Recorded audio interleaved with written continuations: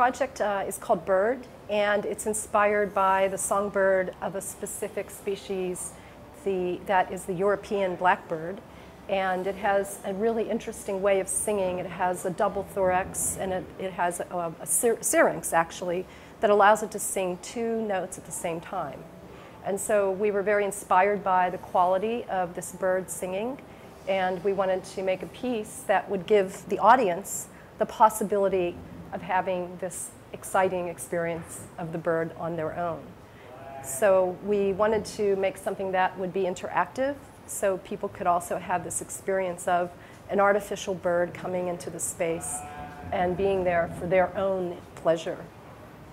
The idea comes from our experience of living in Amsterdam and hearing this bird in the urban center while we're going on our daily chores and having this sense of the forest and nature being in the city.